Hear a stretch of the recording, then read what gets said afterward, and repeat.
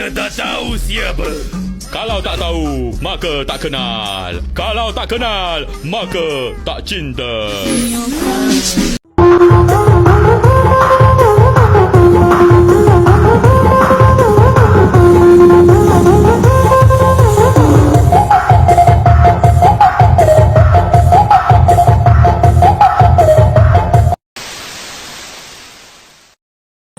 Assalamualaikum warahmatullahi wabarakatuh. Alhamdulillahirrabbilalamin. Assalatu wassalamu ala asrafil anbiya wal mursalin Sayyidina Muhammadin wa ala alihi wa sahbihi ajma'in. Amma ba'd. Baiklah, pertama-tama mari kita panjatkan puji dan syukur kita atas kehadiran Allah Subhanahu wa taala yang mana pada hari ini saya bisa membuat video tentang budaya dan Islam. Salawat beriring salam kita haturkan kepada Nabi Muhammad SAW. Karena berkat beliaulah kita bisa berada di zaman yang sekarang. Baiklah, langsung saja saya akan menjelaskan tentang kebudayaan Islam. Yang pertama, pengertian kebudayaan Islam. Kata budaya berasal dari bahasa Sanskerta, yaitu budaya, yaitu bentuk plural atau jamak dari budi, yang berarti budi atau akal, sebagai alat batin untuk menimbang baik buruk, benar tidak, dan sebagainya, tabiat, watak, akhlak, dan perangai. Secara istilah, kebudayaan dapat diartikan sebagai semua hasil dari cipta, rasa, dan karsa manusia di masyarakat. Ketika mengkaji kebudayaan, tentu tidak dapat dipisahkan dengan peradaban. Itu karena pada dasarnya peradaban merupakan bagian dari kebudayaan yang bertujuan memudahkan dan menyejahterakan hidup.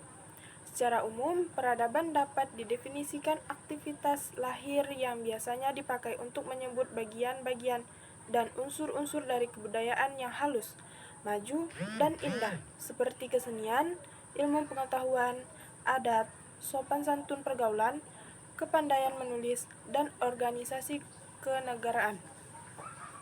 Kebudayaan Islam adalah hasil akal, budi, cipta, rasa, dan karsa manusia yang berlandaskan pada nilai-nilai tauhid. Islam sangat menghargai akal manusia untuk berkiprah dan berkembang.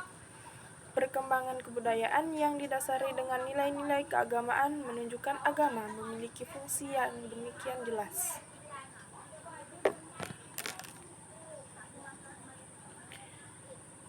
B. Unsur pembentuk kebudayaan Islam. Kebudayaan terbentuk dari keterpaduan unsur-unsur yang sangat banyak. Unsur-unsur yang membentuk kebudayaan Islam antara lain: yang pertama, sistem politik. Pada awal sejarah Islam, negara dan pemerintah yang dibangun bercorak teokrasi. Rasulullah SAW di samping menjadi pemimpin agama, juga mengepali pemerintahan. Dan sistem politik Islam juga dikenal adanya institusi kekhalifahan.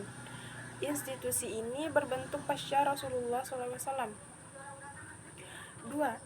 Sistem ekonomi. Ada dua bidang utama yang menjadi landasan sistem ekonomi sebagai salah satu pilar pembentuk kebudayaan Islam, yaitu pertanian dan perdagangan. Dalam pengelolaan dagang atau sawah, ada 3 sistem yang dikenal. Pertama, sistem sewa-sewaan dengan emas atau logam mulia. Kedua, ada sistem hasil produk, misal separuh untuk pemilik dan separuh untuk penggarap, dengan bibit dan ongkos penggarapan dari pemilik sawah atau ladang. Ketiga, sistem pandego, yaitu seluruh modal datang dari pemilik. Sejak Islam datang, nilai-nilai keadilan dan persamaan mulai dimasukkan dalam perekonomian masyarakat Arab. Yang ketiga, sistem kemasyarakatan. Masyarakat Islam merupakan masyarakat yang berbeda dengan masyarakat manapun, baik keberadaban maupun karakternya.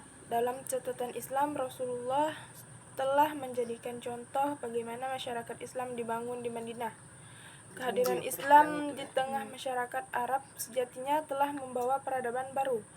Pada masa awal turunnya wahyu, Islam membiarkannya. Namun, sesudahnya sejumlah wahyu Al-Quran juga menyatakan bahwa penganiayaan terhadap mereka dapat dikenai hukum ganti rugi. Yang keempat, kemajuan yang diraih oleh umat Islam tidak dapat dilepaskan dari perkembangan ilmu pengetahuan. Sejak kedatangannya, Islam selalu menuntun pemeluknya untuk selalu mengadakan penelitian dan eksplorasi terhadap segala sesuatu yang belum pernah diakui sebelumnya, sehingga menjadi suatu penemuan yang bermanfaat bagi kesejahteraan manusia. Dalam bidang pendidikan, ilmu pengetahuan termasuk sains, kemajuan peradaban, dan kultur pada zaman ini bukan hanya identik sebagai masa keemasan Islam, tetapi mengukur dengan gemilang dalam kemajuan peradaban dunia. C. Sejarah perkembangan budaya Islam. Prinsip utama dalam kebudayaan dan peradaban Islam adalah tauhid. Dalam perkembangannya, kebudayaan Islam tidak hanya didukung oleh kaum muslimin, tetapi juga orang non-muslim. Jadi kebudayaan Islam tidak muncul secara murni dari kalangan muslim saja, tetapi juga mendapat pengaruh kebudayaan dari bangsa-bangsa lain. Dalam sejarahnya, beberapa kebudayaan non-Islam turut mempengaruhi perkembangan kebudayaan Islam, di antaranya sebagai berikut. Yang pertama, kebudayaan Sabak. Salah satu pengaruh kebudayaan Sabak yang dapat ditelusuri dalam kebudayaan Arab pra-Islam ada sebuah tulisan Abrahah tahun 532 sampai 543 tentang hancurnya bendungan Ma'rib Subu. Dimulai dengan kata-kata dengan kekuatan, kemuliaan, kasih sayang yang maha pemurah, penyelamat serta Roh Kudus. Kata Rahman sangat penting karena memiliki pedaan pada bahasa Arab Utara, Al-Rahman, yang kemudian menjadi sifat utama Allah Subhanahu wa taala, dan salah satu nama surat dalam Al-Qur'an yaitu surat ke-19 didominasi oleh kata Al-Rahman. Meskipun digunakan dalam berbagai tulisan untuk merujuk peradaban Tuhan orang-orang Kristen, kata itu jelas-jelas dipinjam dari nama satu dewa tertua di Arab, yaitu Al-Rahim, Maha Penyayang. Juga muncul sebagai nama dewa dalam tulisan-tulisan pra-Islam dan tulisan 5 orang Sabuk. Tulisan Arab Selatan lamnya menggunakan kata syirik yang sangat ditentang keras dalam dakwah Nabi Muhammad. Kedua, kebudayaan Abisinia. Kebudayaan lain yang cukup berpengaruh terhadap kebudayaan masyarakat Hijaz adalah kebudayaan Abisinia. Populasi rumpun Semit yang menghuni pesisir barat daya Laut Merah masuk ke sana secara bertahap dari arah barat daya Aram. Orang-orang Abisinia membentuk suatu bagian penting dalam aktivitas perdagangan internasional yang ketika dimonopoli oleh orang-orang Sabak atau Himyar, khususnya dalam komoditas rempah-rempah yang jalur utamanya melintasi Hijaz. Selama sekitar 50 tahun sebelum kelahiran Nabi, orang-orang Abisinia telah membangun kekuasaan di Yaman. Pada tahun kelahiran Nabi, mereka telah berada di gerbang kota Mekah dan mengancam hendak menghancurkan bangunan suci Ka'bah. Mekah sendiri merupakan sebuah koloni orang Abisinia Kristen. Bilal, pemilik suara yang bagus dan keras sehingga diangkat menjadi muazzin Nabi, adalah kulit hitam dari Abisinia. Selain itu, beberapa kosakata bahasa Arab berasal dari bahasa Ethiopia seperti Burhun atau bukit, Hawariyun atau murid-murid Isa, Jahannam, neraka, berasal dari bahasa Ibrani. Malak, malaikat, berasal dari bahasa Ibrani. Mihrab, ruang kosong. Minbar, mimbar. Mushaf, kitab suci, dan syaitan, itu syaitan. Hal ini memperlihatkan pengaruh budaya orang asing Abisinia Kristen terhadap Hijaz Muslim. Yang ketiga, kebudayaan Persia. Kebudayaan Persia turut mewarnai keadaan penduduk Hijaz dan perkembangan pada masa berikutnya.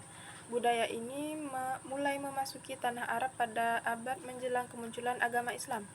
Persia yang menganut agama Zoroaster bersaing dengan Abisinia untuk memperoleh supremasi di Yaman. Pengetahuan seni militer Persia diwariskan kepada orang-orang Arab dari sebelah selatan dan utara melalui orang Arab Persia yang beribu dari kota di Hirah. Sebuah riwayat menyebutkan bahwa Salman Al-Farisi dari Persia adalah orang yang menyuarakan kepada Nabi untuk menggali parit sebagai strategi pertahanan kota Madinah dalam perang Khandaq. Yang keempat, kebudayaan Ghassan.